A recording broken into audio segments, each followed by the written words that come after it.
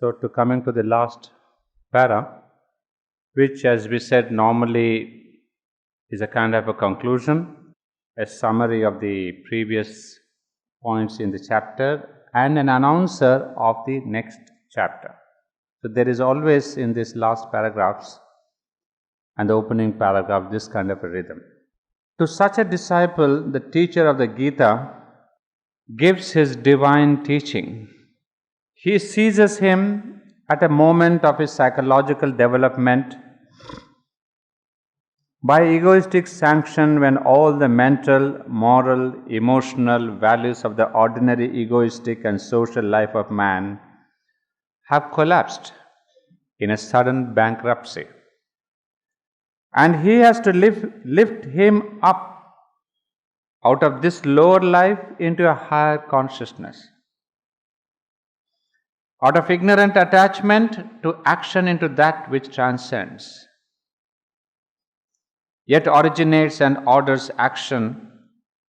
Out of ego into self, out of life in mind, vitality and body, into that higher nature beyond mind, which is the status of the divine. So the first line we have discussed at a great length, the way Sri Krishna catches Arjuna when there is a total collapse and a sudden bankruptcy, only to do these three functions. What? Number one, he has to lift him up out of this lower life into a higher consciousness. So Sri Krishna's entire purpose was to give Arjuna a higher consciousness. And you see, when do you go towards a higher consciousness? When you are disappointed, disgusted, disillusioned with the lower. What we can say, when there is a divine disgust for the lower. As long as you are enjoying this, the material life and its lower life and its vitality and all these things, there cannot be any call for the higher being, higher consciousness. There could be some kind of what we call a little spurts of aspiration. Because when the mother discusses about this call for yoga, she would say you must have a divine disgust for this life. Not a negative way, but in the positive sense that you have had enough of this. You have seen this, as we saw in yesterday Sri Aurobindo's own writing, that you have gone through ignorance, you have experienced this, and now find that this ignorance has no meaning, has no direction without the other, without the higher. So we have also gone through the lower, and then suddenly feel this is quite a hollow life. Without the real divinity, this whole life is only a husk. So this is the consciousness with which we say you develop a divine disgust. Then you search for the real meaning, the seed experience. So that is what Sri Krishna brought about in Arjuna. That kind of a sudden bankruptcy and divine disgust, so that now he is ready for this higher consciousness. Number one, so that Sri Krishna can lift him up out of ignorant attachment to action into that which transcends. So one is to give you a higher consciousness, a higher aim, a total comprehension of life, and then to tell you that not to be attached with work and yet to work in the world. That's the pragmatic side. One is you are given the direction, the higher consciousness, and the other one is how to implement and bring it to the level of action in the world. Second objective. And this, out of ignorant attachment to action into that which transcends, yet originates and orders action, out of ego into self, out of life in mind, vitality and body into the higher nature beyond mind. And the last one, out of ego into the self. So that is, of course, the crux of the whole thing. How to transcend, how to really go from this ego axis of your life to the self. So we have three things: a higher consciousness, bring that higher consciousness into your day-to-day activity, but for which the necessary thing is you have to move into your Atman status, the soul state, as Sri Aurobindo calls. He has at the same time to give him that for which he asks and for which he is inspired to seek by the guidance within him, a new law of life and action high above the insufficient rule of the ordinary human existence, with its endless conflicts and oppositions, perplexities and illusory certainties, a higher law by which the soul shall be free from this bondage of works and yet powerful to act and conquer in the vast liberty of its divine being. So we have seen the purpose of the higher consciousness, the purpose of really giving a turn to Arjuna to move towards his Atman. And then the most important of all, which we have discussed already, is to give Arjuna a new law of life. Not new conditions saying do this and do that. As Arjuna is constantly asking, give me a new dharma. You see, this is the dharma, as we have said, that upholds us in our action in the world. You may be a carpenter, you may be a householder, you may be a teacher, you may be a bachelor, but each one has got a proper dharma to hold and to guide his life. And now, when all the Sarva Dharman has been failure, the dharma of religion, dharma of ethics, dharma of Kshatriyahood, dharma of the great Arjuna, dharma of the Kurus, all dharmas have failed him now. So he is saying, give me a new dharma to act, not a new philosophy. That's why it's called the law of life. That means a new dharma, not a new philosophy. And that's why now I suppose I understand why Sri Aurobindo time and again said, I'm not a philosopher. So Sri Aurobindo has not given us a new philosophy of life. It's a new dharma he has given. A new way of conducting your life. A new way of living. So if it's just philosophy, it can be mentally understood and appreciated and then it's fine, it's good. But that would not carry the force behind. Therefore, Sri Aurobindo said, I am not a philosopher. He is a poet, he says. First and foremost, he is a poet. And now we understand why he said so. Because poet is a seer, is a rishi. And a seer and a rishi, they do not just speak poetry from the mental, vital, subconscious level. A rishi of his type, a poet of Savitri, does not just give you a new philosophy. He gives you a new dharma, a new force, a new consciousness. That's why right from the beginning he was a poet when he started writing little ballads in England. Came to Baroda, just penned a couple of things. Some of his long poems are done there. But ultimately it turned out to be a seer poet and not just a romantic poet or not just a Victorian poet or not just a Shakespearean dramatist, no. So Savitri is therefore the highest mantra because it contains the very consciousness of Sri Aurobindo. And this consciousness is not again knowledge consciousness. It is chit with tapas. Because behind this experience of Sri Aurobindo is the mother all through. And we have seen this, we have heard this told by the mother herself. She says, all that Sri Aurobindo experienced, I experienced simultaneously. So this is the combination of chit tapas in Savitri. Therefore Savitri becomes a force of transformation. So it's not just another long poem, a wonderful poem from Mahabharata that has been translated. It has been given a new consciousness and force. So that is why it is important to have a new law of life, a new dharma, and to help this new dharma, a new consciousness force.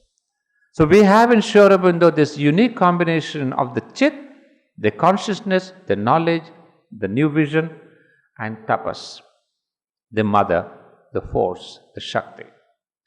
So, I think that's why he said even about the life divine, that it is the metaphysical foundation of his synthesis of yoga. So he did not write the life divine just for the sake of writing a book on philosophy, but to give the metaphysical foundations of his new dharma, of his integral yoga, which is the path to the supramental consciousness. So because people will ask, okay, I'm supposed to meditate, but why? I'm supposed to have bhakti, but why? I'm supposed to awaken the psychic being, but why? So these whys and hows, not the hows, the whys of all these questions he answers in the life divine. Once you are mentally convinced, then you come to the how of it in the synthesis. Because that is what is Sri Aurobindo's spirituality and the ancient spirituality. You hear, you read, you listen to this philosophy and new thought, and convince yourself. Be convinced on the mental level first that this is the true life, and then it sinks into your life level. That's why Sri Aurobindo wrote the Life Divine as a metaphysical basis of the synthesis of yoga. So here he gives the why, and there in the synthesis he gives the how of this yoga. And now both these get combined in Savitri. The why and the how, both are combined in Savitri, where there is a complete metamorphosis of language, of imagery, of mantric consciousness. It has nothing to do with intellectuality, a great mind that we can see in the Life Divine. Because as I told you before, when you read the Life Divine, there is this tremendous intellectual, mental consciousness which bursts forth, which really tickles all the best of the brains.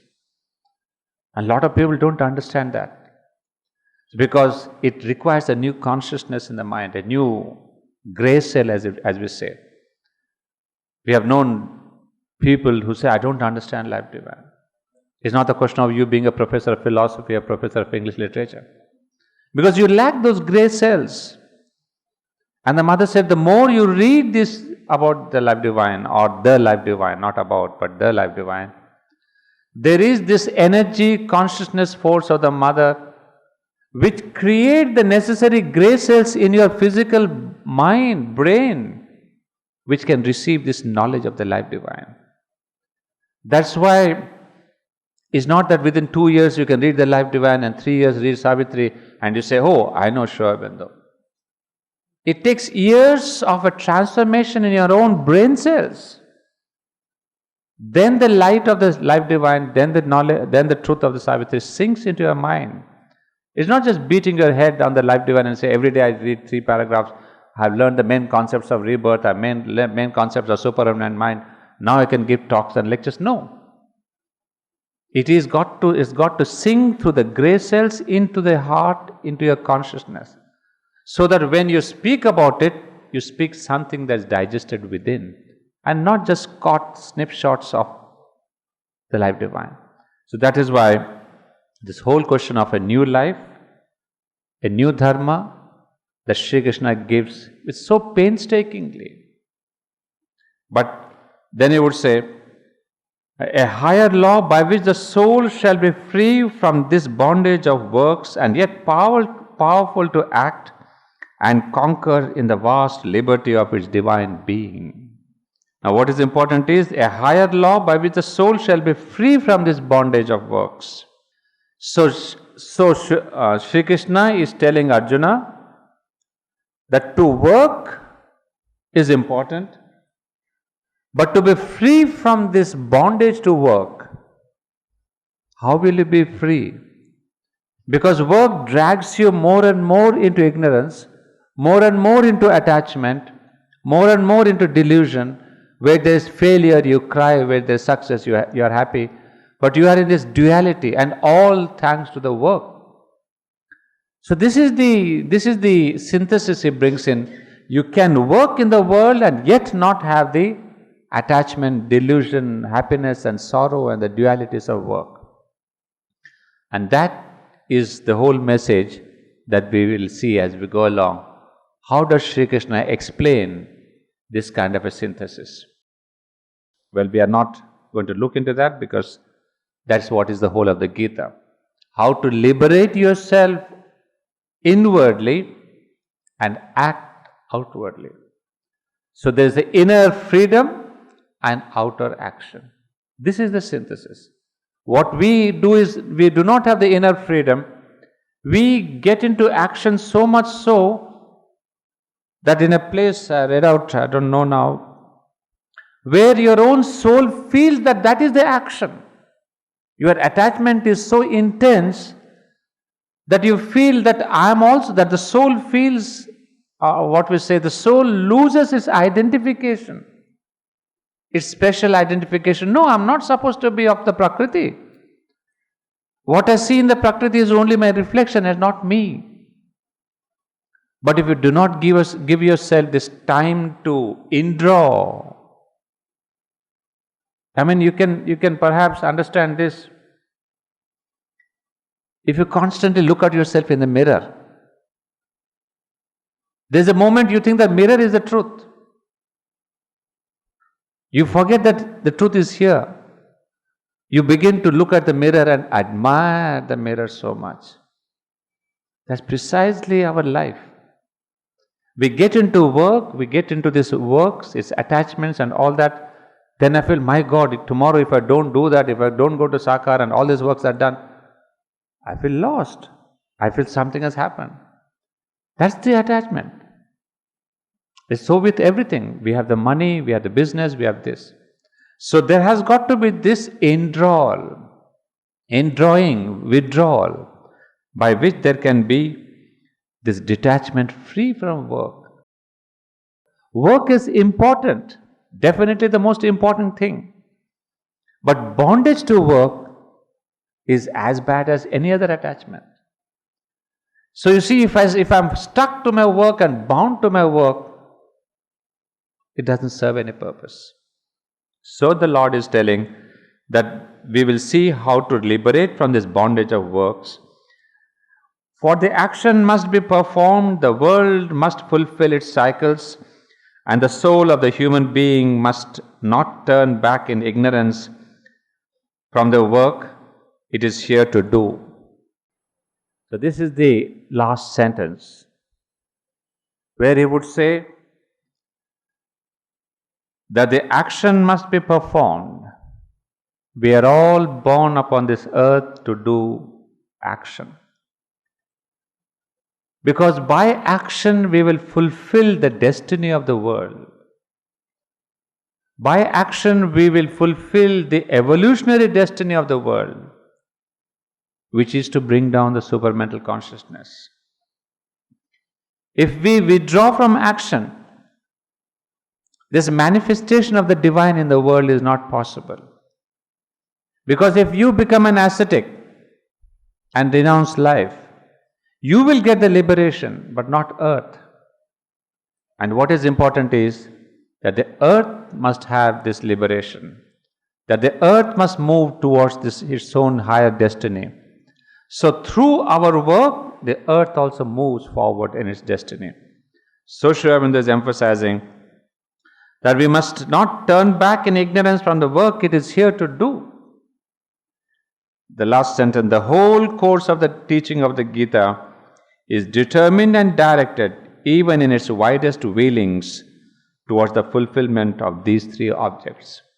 So now we will see how Sri Krishna guides Arjuna very specifically, first giving a whole vision, giving the details of the action, and then at a point of time, we see Sri Krishna giving him the Vishwarup Darshana. And it is this that is of importance, because here we have a note that why Sri Krishna gives him the darshan. You see, was it that Sri Krishna was not able to convince Arjuna on the intellectual and mental level? We know, of course, the great darshan. I don't have to repeat, we don't have time to go through that. But I will tell you a few things afterwards. But let me see the why. Sri Aurobindo gives us the why. The vision of the world form is very necessary, page 88. The vision of the world form is very necessary for an adorer of Shakti, a karma yogi, or one who is missioned to do a specific work as an instrument of the mover of instruments.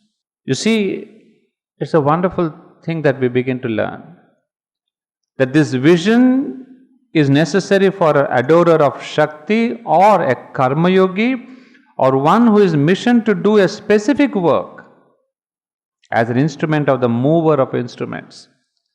So if Arjuna were to become an instrument of Sri Krishna, or for that matter anyone who is chosen, selected to be an instrument, he must get the darshan of the Lord.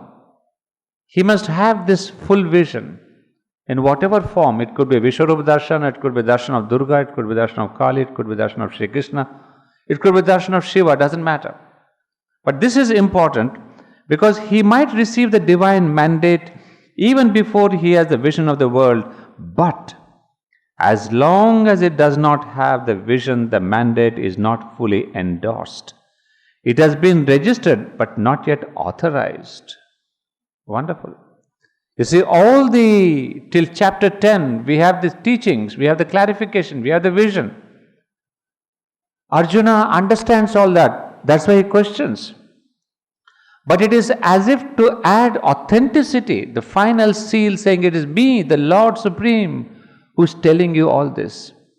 To give this authenticity to what he has said, it is important that the disciple gets the darshan. Until that moment, it is a period of training and preparation for his work. Only when he has the vision of the world spirit does the real work begin. So now you see why people come to the darshan of Mother and Sri Aurobindo. You see, we can read all that has been written by Mother and Sri Aurobindo. But until there is, all this is a kind of a preparation.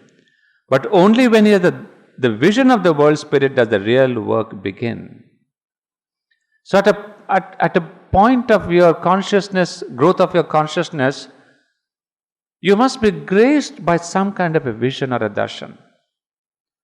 Then only it is a kind of a authentic sanction that you are chosen to be the instrument. Otherwise, we may need preparation, this life, 2 lives, 5 lives. But the moment you are chosen to be, that point of time when you are turned to be an instrument, then the Lord comes with the darshan, with the sanction, saying, here am I. So until then, we need to prepare. So people came for darshan of Mother and Sri Aurobindo. First of all, maybe it was a curiosity, a mental curiosity. But more than a mental curiosity, it is the inner call. It's a soul which comes to see the mother saying, Ma, I recognize you. You are my divine master. But this soul's darshana, it takes time for it to come into the level of the mind. So you see how darshan helps to convince the mind. Mind, it may read all the 30 volumes and the 17 volumes of Mother and Sri Aurobindo, but still it may have lots of doubts. It may not revolt out of the Shraddha and the Bhakti for the mother, but it will not be convinced. Convinced means it will not guide its life according to its convictions. That is when the mind will not take up the life in the light of the new. So this vision comes through the sadhaks in different ways, according to their nature and their sadhana.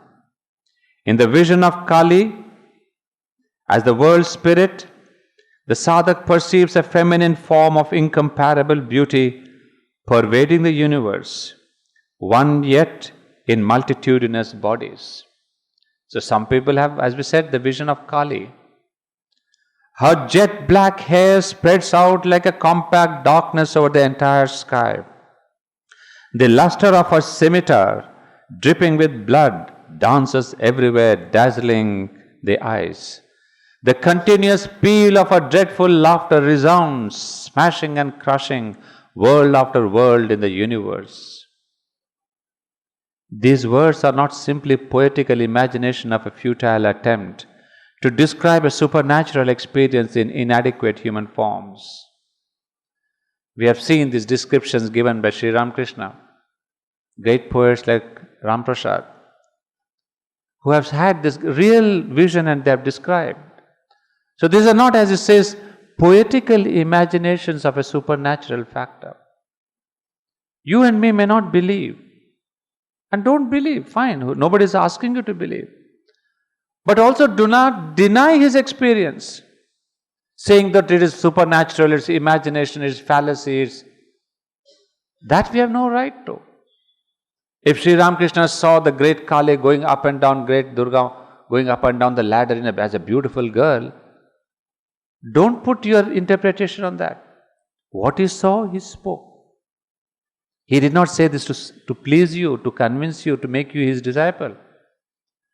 When Sri Aurobindo wrote about infinity and eternity in Savitri, one critic said, all the time you are using this infinity, you are using this Satchidananda, you are using this eternity.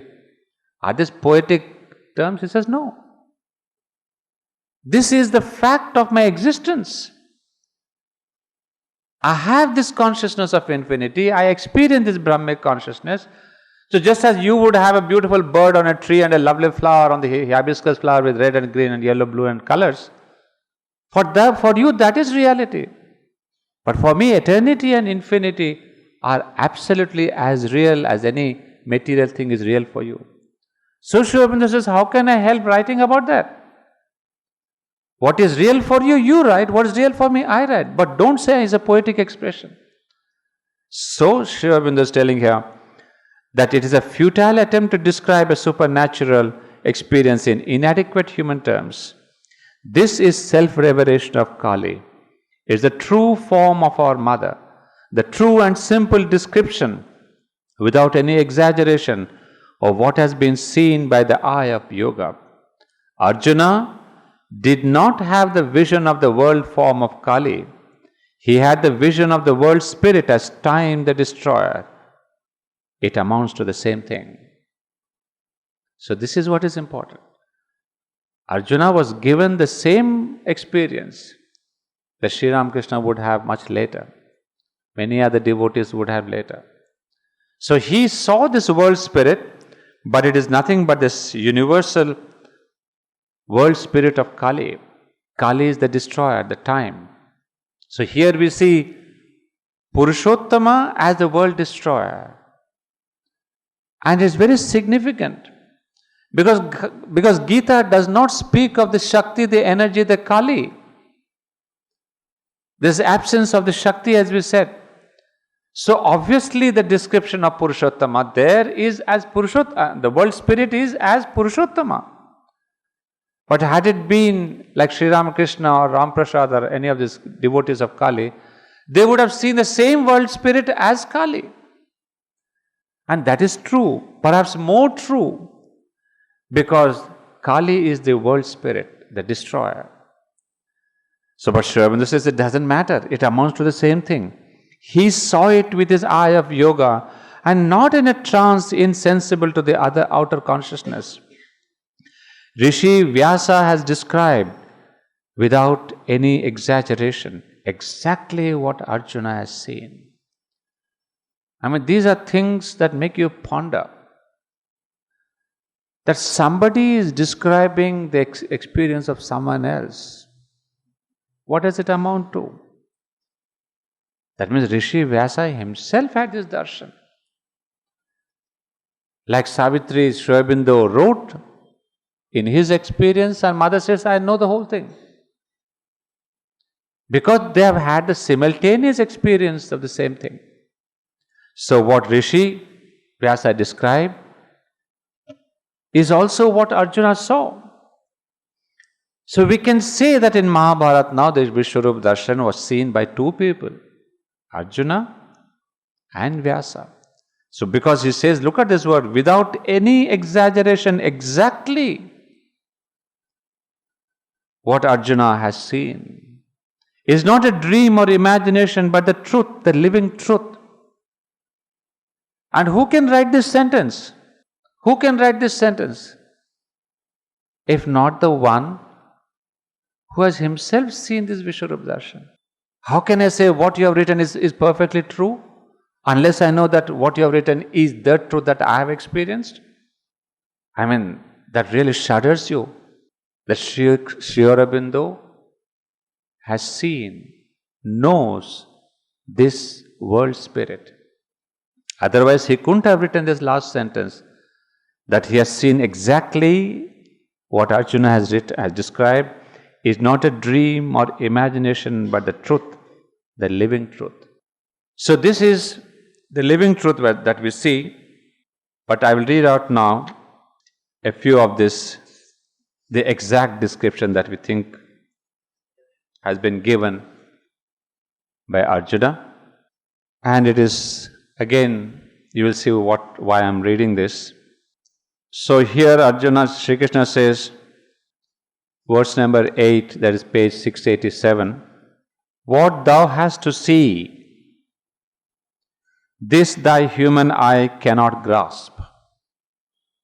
But there is a divine eye, an inmost seeing, and that eye I now give to thee. Behold me in my divine yoga. And then he gives one of those wonderful descriptions, and Sanjaya says, having thus spoken, O king, the master of the great yoga, Hari, showed to Partha his supreme form. It is that of the infinite Godhead, whose faces are everywhere and in whom are all the wonders of existence. Well, most of you know this is from chapter 11, verses 9 to 14. It is said of the infinite Godhead, of whose faces are everywhere and in whom are all the wonders of existence, who multiplies unendingly all the many marvelous revelations of his being, a worldwide divinity seeing with innumerable eyes, speaking from innumerable mouths, armed for battle with numberless divine uplifted weapons, glorious with the divine ornaments of beauty, robed in heavenly raiment of deity, lovely with garlands of divine flowers, fragrant with divine perfumes. Such is the light of this body of God, as if 1,000 suns had risen at once in heaven. The whole world, multitudinously divided and yet unified, is visible in the body of the God of gods.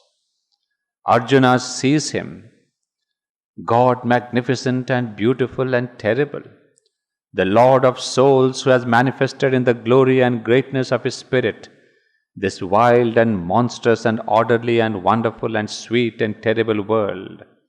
And overcome with marvel and joy and fear, he bows down and adores with words of awe and with clasped hands the tremendous vision. Arjuna said, I see all the gods in thy body, O God, and different companies of beings, Brahma, the creating Lord, seated in the lotus, and the rishis and the race of the divine serpents.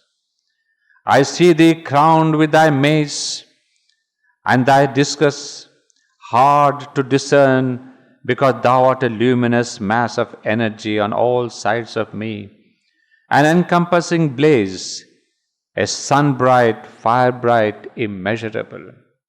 Thou art the supreme, immutable, whom we have to know. Thou art the high foundation and abode of the universe. Thou art the imperishable guardian of the eternal laws. Thou art the sempiternal soul of existence. I behold Thee without end or middle or beginning, of infinite force, of numberless arms. Their eyes are suns and moons.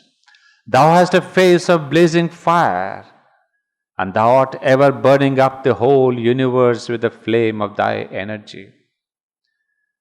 The companies of the gods entered Thee afraid, adoring, the rishis and the siddhas crying, May there be peace and weal, praise Thee with many praises.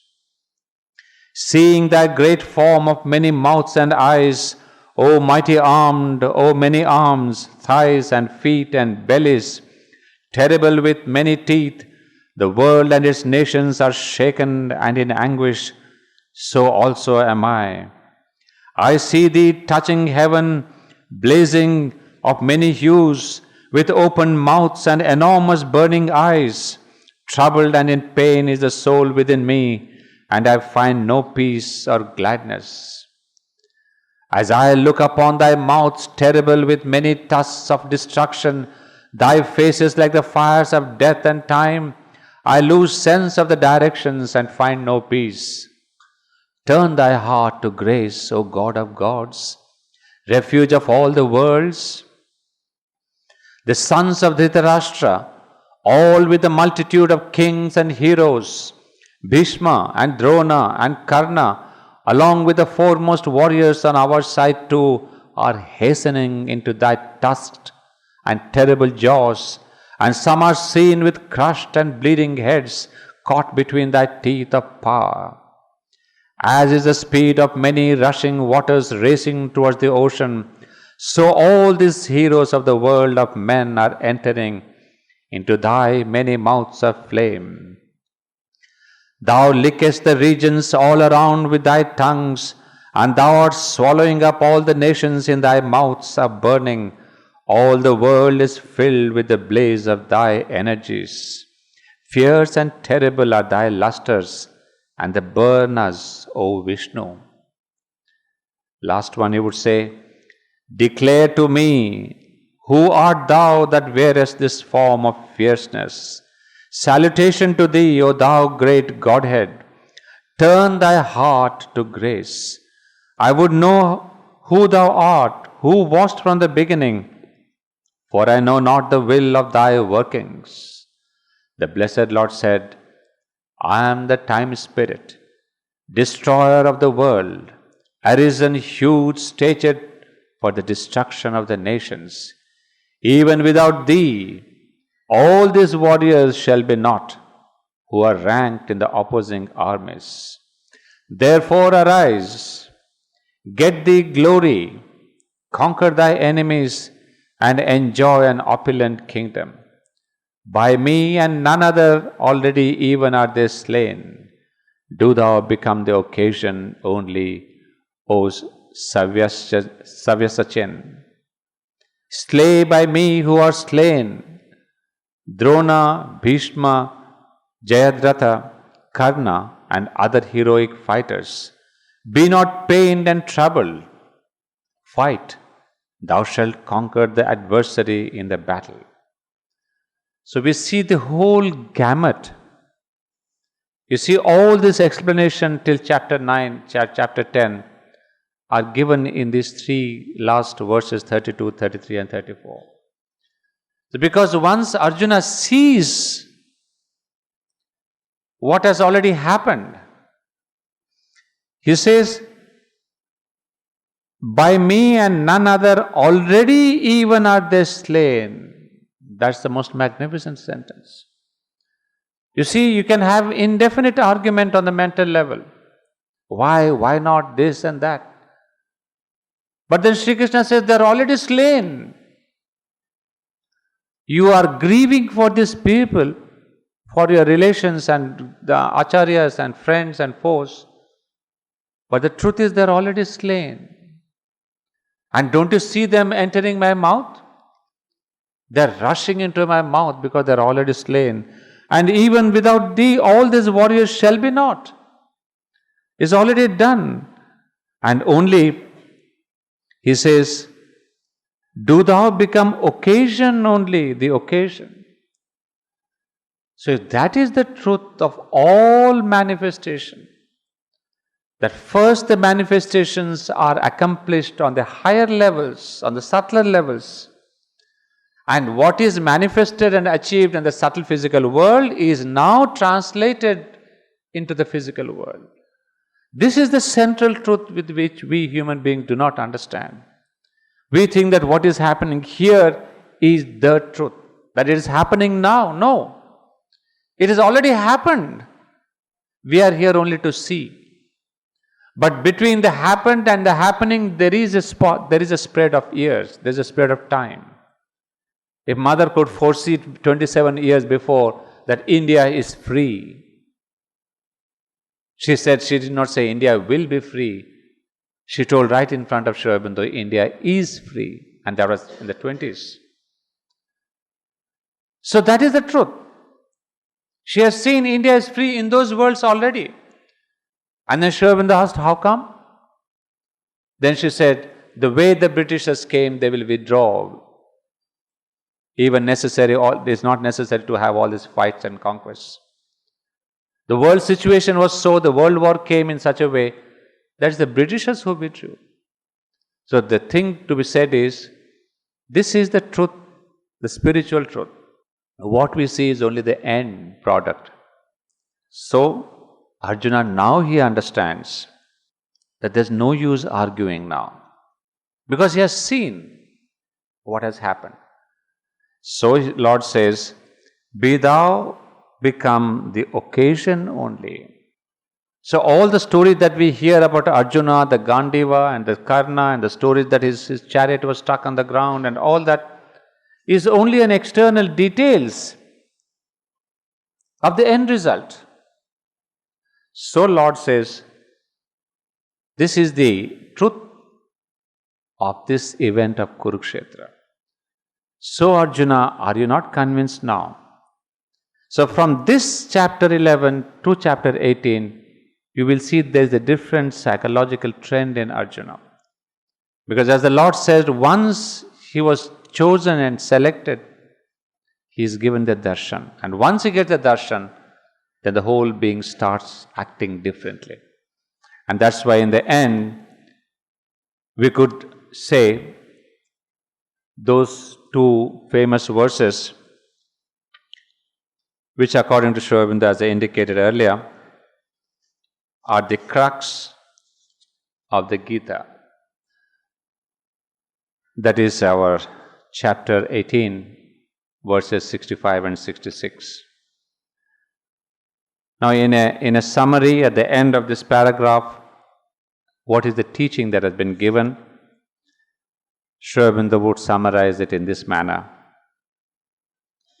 He would say, asceticism is no doubt the best dharma, but very few people can practice it. Page 78 for you. A religion to be universally acknowledged must have an ideal and precepts which everyone can realize in his own particular life and the field of work, yet which is practiced fully must lead him to the highest goal, otherwise available only to a few. To carry out one's duty heroically is, of course, the highest dharma. But what is duty? There is such a controversy between religion and ethics regarding this complex problem. The Lord has said, Gahana karmano gati. Thick and tangled is the way of works. Even the wise are perplexed to decide what is duty, what is not duty, what is work, what is not work, and what is wrong work. But I shall give you such a knowledge that you will have no difficulty in finding the path to follow. In a word, the knowledge which will amply explain the aim of life and the law which has to be always observed. What is this knowledge? Where can we find this word of words? We believe that we shall find it in the last chapter of the Gita, where the Lord promises to reveal to Arjuna his most secret and supreme word. So this is the secret of all secrets that we are going to get now. So he would say this famous word which I have often quoted, this manmana bhava madbhakto madhyaji mam namaskuru mamai vaishyasi satyam te pratijane priyosi me. Become my-minded, my lover and adorer, a sacrificer to me. Bow thyself to me thou shalt come. This is my pledge and promise to thee, for dear art thou to me. Abandon all dharmas and take refuge in me alone. I will deliver thee from all sin and evil. Do not grieve. So the whole of Gita is one thing. There are two important things. One is darshana, and the last is the most secret. The greatest secret is this, that become my-minded. In brief, the meaning of these two shlokas is self-surrender. To the extent that one can make his surrender to Krishna, the divine force comes down into his body by the grace of the All-Merciful, delivering him from sin and conferring on him a divine nature. This self-surrender has been described in the first half of the shloka. One has to be tanmana. What Sri Krishna says manmana, Sri Aurobindo says tanmana. Tadbhakta and tadyaji. Tanmana means to see him in every being, to remember him at all times, to remain in perfect felicity, being aware of the play of his power, knowledge and love in all works and events. Tad bhakta signifies union with him, founded on an entire faith and love. Tadyaji means offering all works, big and small, as a sacrifice to Krishna, and being engaged in doing rightly regulated action to that end by giving up egoistic interests and the fruits of work. So by this he would say, we achieve the central aim of the Gita, which are actually, Sri Krishna would say, that we must have the ultimate achievement is sadrishya, salokya and sayujya. Sadrishya is to have God nature, salokya is to live with God, and sayujya is identification with God. And Sri Aurobindo takes exactly these words into integral yoga. The end of integral yoga is exactly this. We have the same ideal, sadrishya, become God nature. Of course, the interpretation here is a little deeper. When we say God nature, it includes transformation of the physical, transformation of the outer being. Then we have salokya, living with God, means seeing Godhead on the universal level. You know what we say, to see God everywhere. There is a universal consciousness. To see Him like Sri Aurobindo saw Vasudeva in the Alipur jail, seeing Him everywhere. And then last is Sayujya, identification with God, where we have what we say in Sri Aurobindo, the psychicization. To realize the divine within you, identify yourself there. So we have a little different connotation, but Sri Aurobindo in the synthesis always speaks of these three. So again we see the common point of realization in the Gita and in Sri Aurobindo. Well, we have further explanation, but I will end with one reading. Because what we have seen here, the Vishwarup Darshan, all the verses that we have read. Now this is exactly what we see. We have another description of the same Vishwarup Darshan, or maybe higher. That is when the mother herself talks about her own self. You see, if Sri Krishna here showed Arjuna his time the destroyer, then here the mother says, who is she in her eternal aspect, in her transcendental aspect? You have no idea that the whole world, the entire universe bows down to me, imploring me in an act of adoration to serve me. You do not know who I am, who has descended in the ignorance among you, who has consented to be human, to take up a physical body among you all. You have no idea of who is there before you. Well, even the gods whom you revere so much perform tapasya in order to have a glimpse of me. It is for me and through me that the whole universe exists and it vibrates in my consciousness. It is through me and all living beings and inanimate things and all that you see in the manifestation acts and progresses. There is nothing that is not within me. There is nothing that is not within me. I am the cause. It is in me that all things disappear. Time the destroyer, all things disappear. Everything is expressed in me and aspires to take refuge in me. Those who know me a little give their entire lives to find me. I am above the whole manifestation. So it's very rare that you get these self-revelations. Once we have a description of Sri Krishna in his supreme aspect, that is also one of his aspects, that's the time the destroyer.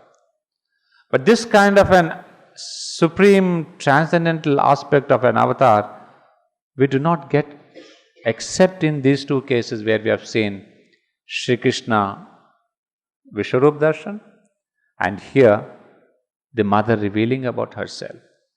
Even Sri Aurobindo has not revealed about himself, but for us there is no difference between Sri Aurobindo and the mother. It's the same consciousness, and therefore you would say the mother, knowing on one side she declared this, but on the other side she says that I cannot tell this to people because they would say, people will say, who is this autocrat who has come to announce the descent of the Supreme on earth? Me as the Supreme, it is absurd, a sacrilege. It will be defying all their wisdom. What? The mother as the Supreme? They will not spare me if I announce myself as the Supreme. No, my child, this I cannot. You see the humility of the divine. One side she says, I am the cause. And on the other side she says, I will not declare myself. So Sri Krishna also could not have shown himself to anyone else. It's only those who can see, those who have been prepared, those are open. To him alone Sri Krishna showed himself. So also the mother would say, I cannot reveal myself to everyone. Because this is a rare moment when she said about that. But if she were to say, everybody, I am the Supreme, the non-devotees would say again, oh, that is all big things. Everyone else is saying that, one more thing she says. So she has been extremely humble. She has covered herself so much with so many layers just to look human so that we can approach her. And so if Sri Krishna was the beloved friend of Arjuna, and Arjuna says, get back to that form of thine wherein you can communicate and become a friend. Oh Lord, you are too big for me. So this mother, this transcendental mother, where she says that I am the cause, there's nothing that is not within me. She too has come down to us as a mother so that we can talk to her, write to her, and really talk to her about her small problems.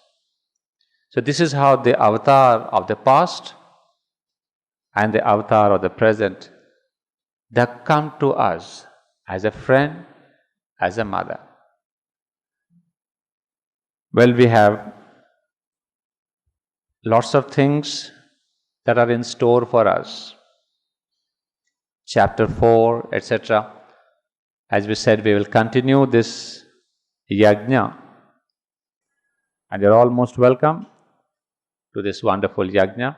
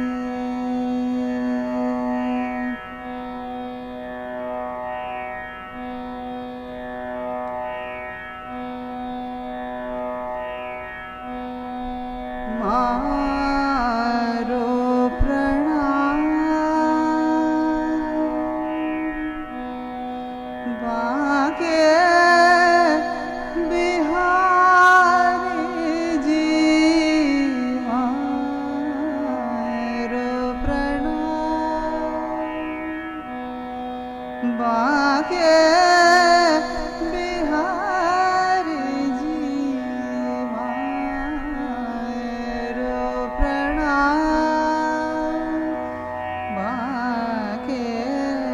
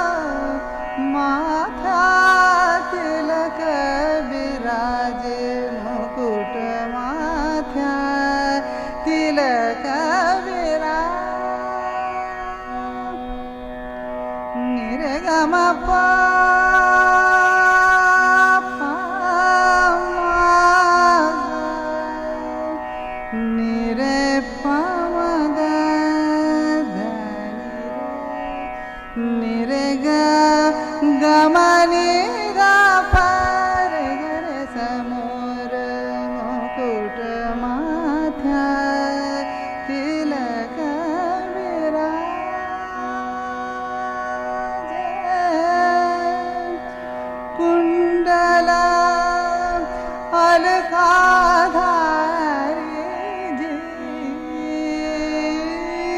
कुंडल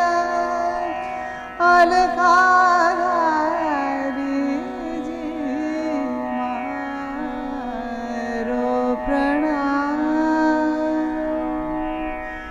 बाके बिहारी जी मारो प्रणाम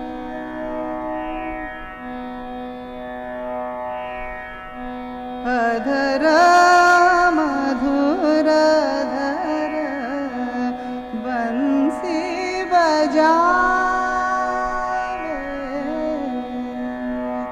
अधर मधुर धर बंसी बजावे बंसी बजावे बजावे बजावे रे अधर मधुर धर बंसी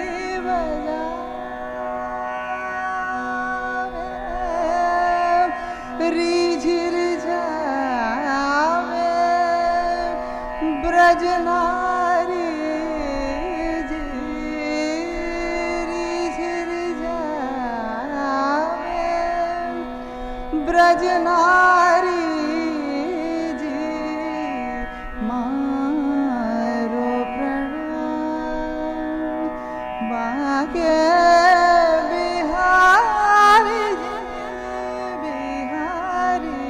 जी मारो प्रणाम मारो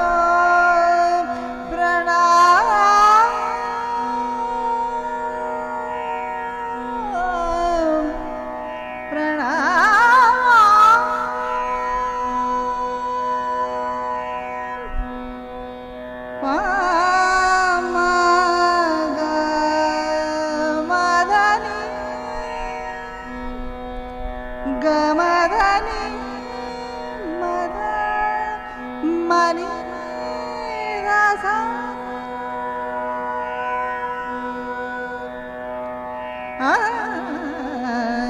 मारो प्रणाम छवि देखा मोया मीरा छवि देखा छवि देखा या छवि देखा छवि देखा कृष्ण मुरारी छवि देखा छवि देखा मोया